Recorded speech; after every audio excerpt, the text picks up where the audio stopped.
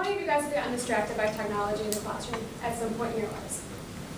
Okay, almost everyone. It's actually surprising.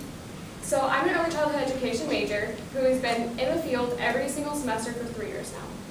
There are many reasons that I could argue back and forth, and researchers can argue back and forth about why technology is or is not good in the classroom, and it kind of ends up being what you decide and what the students feel and how they act with it. Technology can be engaging in learning, or engage and help you learn, and apps is one of the biggest reasons why it can help. These are just a few things that I've seen personally in the classroom, and it definitely depends on the classroom of students, because for certain things like Canva is kind of like you create your own poster, or you can even create your own PowerPoint, and obviously you can do a PowerPoint or other things, so it's kind of what kind of brings out the creativity with the technology. Jonathan Wiley states the research that has been done in the use of mobile apps like these in the classroom are very promising. The study found that children had used the apps every day for 2 weeks, had improved their vocab by 31%. Which, with me saying that, you guys probably are like, oh, 31%, like that's not that big of a number, but when you consider the fact that this is 3 to 7-year-old students in 2 weeks that they're improving it by 31%, that's kind of a huge deal.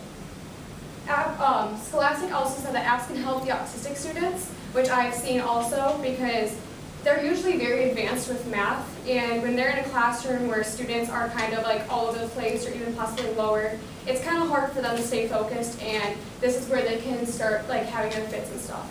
So with them being able to be in apps and kind of go at their own level and at their own pace, it really helps them stay on the track that they need to be on. There's always positives to a negative, or always negatives to a positive though, and it can be a very big distraction. So students can obviously lose focus very easily. I mean, with class, the way that they have like Chromebooks and stuff, they have them blocked so that they can't just get on Facebook or anything, but they can still look at pictures, which I've seen. They get very distracted by a certain image for some reason.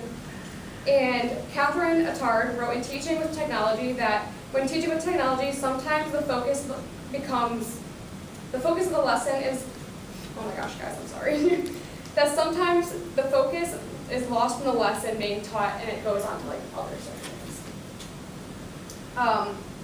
So if you limit the use of technology, obviously it kind of helps. For example, when this semester they use Chromebooks every Tuesday and one Friday a month. So every Tuesday, all day long, for every single subject they are using Chromebooks, which I thought was a little outrageous at first before I got in the classroom. But when they start, it starts with just the first subject. So I'll start with just math.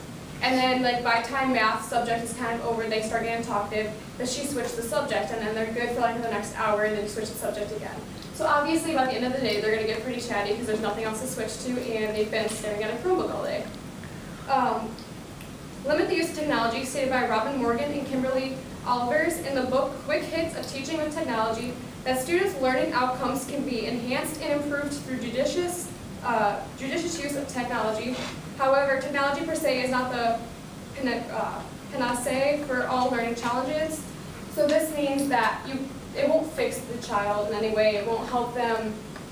It won't make an autistic student not be autistic anymore. It's not going to be the solution, but it's going to be what helps them stay focused and improve. So there's obviously a lot of pros. There's obviously cons for every pro. But one of the biggest pro is that there's instant access. When we were kids in school, we had textbooks that were 3-4 years old. So we weren't able to get that quick updated information. Yeah, we still had computer labs, but we couldn't get the access like they can get just them delivered to the classroom now. We had to rent out the computer labs. And so the teachers had the computers, but they couldn't print everything out and teach off of the computer because that's just not logical. So we were learning from things that were 4 years old. It's made a point in pros of digital devices in the class by Concordia University. With internet, children are exposed to all kinds of creative ideas. So this kind of goes back to the apps. There's all kinds of different apps that you can use for everything. Like with the PowerPoint, there's 4 different kinds of apps at least that you can use that are not PowerPoint, but will still give you the information that they're going to need and want to see. They can even turn in on Google Slides, so they can actually turn it right into the teacher instead of using a flash drive or emailing it. It actually goes right to the teacher's documents. So although the negative can be a pretty huge negative, the pros kind of And I personally, when I started college, I thought I would never use technology in my classroom, at least not never, but very, very few or often. I keep saying things backwards. I didn't want to use them often because for me, I thought, that it was never going to help the students. They'd get way more distracted than they would. But now that I've seen it in the classroom and seen how well that they actually learn off these and how much it's improving their learning, then I've definitely changed my mind. But it's obviously how the teacher sees it and how the students react to it.